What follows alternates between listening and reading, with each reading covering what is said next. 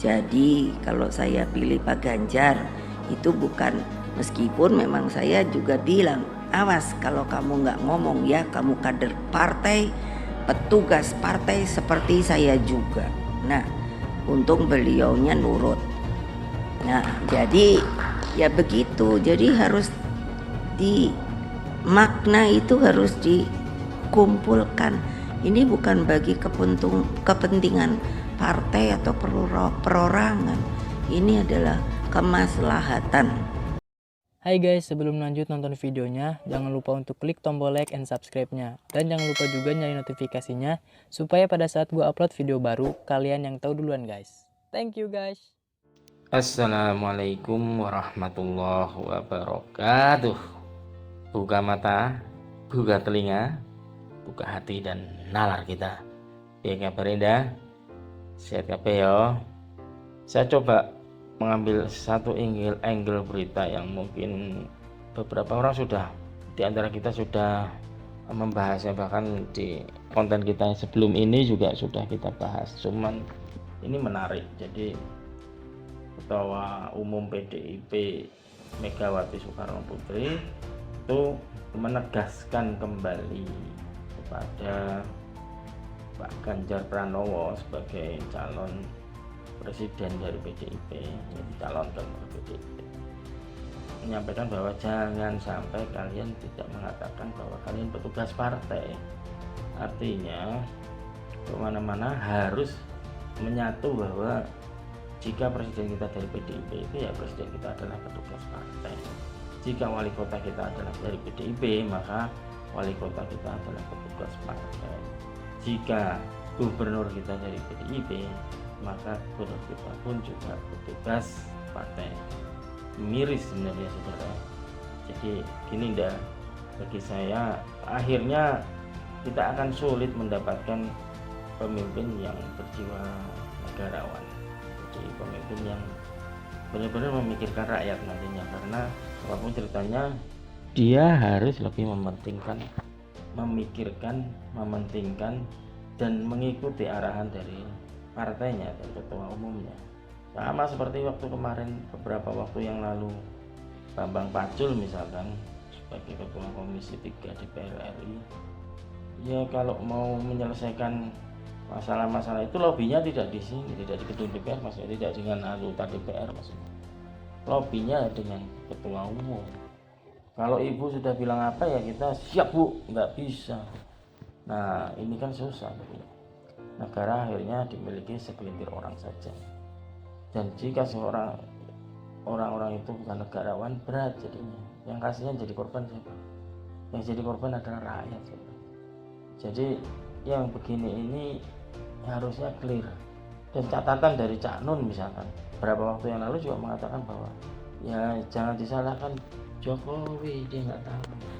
Jangan disalahkan Megawati, dia nggak tahu. Dia anak presiden, tidak pernah susah, tidak pernah nelongso hidupnya enak-enak saja, semua lancar-lancar saja kata Cak Nun. Bagaimana dia bisa mikirkan rakyat? Ngutang aja dia nggak pernah gitu. Ya, ini sebuah ironi bagi kita.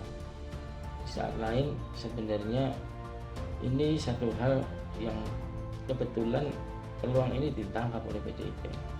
Teman-teman kalian semua kalau lihat realita di lapangan, kebetulan saya ini hidup di kota yang basisnya banyak kan merah ya. Saya melihat di beberapa tempat, di beberapa lingkungan itu memperlihatkan bahwa ya kader-kader PDIP di tingkat bawah itu ya mereka menduduki posisi-posisi seperti ketua RT, ketua RW, dan mereka bangga di tingkat bawah, mereka bangga sekali dengan selain dia juga kader partai, selain mereka juga RT, ketua RT, ketua RW, mereka juga kader partai atau petugas partai. Jadi kalau ada apa-apa instruksi dari atas partainya, dia masukkan ke warganya, ya bisa saja mereka ikuti. Nggak bisa dilakukan, silakan disurvei. Jadi yang begini-begini ini luput dari keseriusan pemimpin-pemimpin kita untuk membenahi negeri. Jadi seperti kalau sudah pemimpin kita ini adalah seorang petugas partai, ya dia akan yang urusan-urusan begini sampai tingkat bawah itu, dia akan memanfaatkan instruksi-instruksi dia supaya bisa ke masyarakat, RT-RT-nya redam kalau ada apa-apa, RW-RW-nya redam kalau ada apa-apa, karena mereka semua petugas partai. Lama-kelamaan ini akan menjadi sama seperti kasus yang dulu pernah terjadi zaman-zamannya Pak Harto misalkan.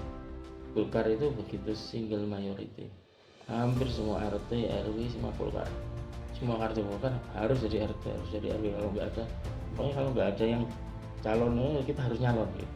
Kita harus jadi anggota Golkar, harus jadi dulu zaman dulu. Sekarang ini yang seperti itu terjadi dan dilakukan oleh PDIP. Dan hari ini nalar kita diminta untuk menerima itu, padahal itu sesuatu hal yang salah, sesuatu yang salah. Kita saat jadi RT, ketua RT, ya harus menempatkan diri. Walaupun misalkan kita partisan, bagaimana kita bisa menempatkan diri kita ini adalah orang yang diberi mandat oleh warga sekitar satu RT ini, sehingga keinginan warga apa saja ya kita ikuti, yang baik apa seperti apa. Kita juga tidak perlu mempromosikan, misalkan kita anggota partai, kita mempromosikan partai kita misalkan, warga kita harus nyoblos kita, ini nggak bisa begitu, tidak perlu memaksakan sampai ke sana. Dan kita pun misalkan kita partai A, ternyata ada wadah yang di partai B lalu mengkritisi kebijakan kita pun juga sudah terlatih harusnya pimpinan itu dari tingkat bawah. Namun yang terjadi itu sangat naif sekali. RT-RT yang dalam tanda petik dari partai yang mayoritas, lalu di sana ada gangguan, ada apa-apa, ya, pasukannya bekerja, bahkan yang bekerja pasukan dari luar RT-nya dia. Itu yang terjadi hari ini. Kita memerlukan perubahan yang signifikan. Kita memerlukan loncatan ide, loncatan kebiasaan yang kita salah lakukan itu harus kita hilangkan. Dan itu harus dimulai dari masyarakat yang sadar akan demokrasi yang benar seperti apa. Tentunya demokrasi yang benar tidak melulu diinspirasi dari partai politik, walaupun partai politik itu salah satu pilar demokrasi. Karena partai politik hari ini tidak menerapkan sesuatu hal yang menjadikan masyarakat kita lebih terdidik. Mereka mempunyai kemampuan untuk mengumpulkan massa, mengumpulkan suara, namun mereka tidak memanfaatkan itu untuk meningkatkan kualitas manusia, sumber daya manusia, akal sehat manusia Indonesia yang seharusnya mereka lakukan. Keinginan mereka hanya saat ada peristiwa elektoral seperti ini, maksudnya pemilu, mereka baru mendekat, mereka baru melakukan show force, mereka baru melakukan penetrasi, dan penetrasi itu tidak didasarkan atas membimbing, menggerakkan sehingga menjadi lebih baik, tapi ya penetrasi itu hanya memastikan bahwa suara orang itu adalah akan memilih dia. Ini yang harus kita bongkar hari ini. Kita harus jadi orang-orang yang jadi agent perubahan, orang-orang yang memulai itu dari diri sendiri, keluarga, dan yang lain-lain. Dua pemilu yang lalu, berarti 2014, saya sehari sebelum coblosan pemilu waktu itu, saya ke rumah ibu saya. Di rumah ibu saya menyampaikan bahwa dia baru saja mendapatkan uang 100.000 dari menantunya. Dalam hal ini kakak ipar saya itu nyalek. Nah, nyalek di tingkat kota. Ibu saya dikasih uang untuk nyoblos. Katanya itu uang saya tanya ke kakak ipar saya, itu uang, katanya itu uang dari tandem DPR tingkat 1 dan DPR RI. Saya katakan ibu saya, Bu, tolong dikembalikan saja. Lebih baik ibu memilih apa yang sesuai dengan hati nurani ibu. Kalau memang hati nuraninya ke anak mantu, ya silahkan ke anak mantu. DPR RI nya yang tadi ngasih duit ya nggak apa-apa. DPR provinsinya yang tadi ngasih duit ya nggak apa-apa kena duit, tapi jangan karena itu dibayar terus itu uangnya uang haram tuh kalau terima kayak gitu.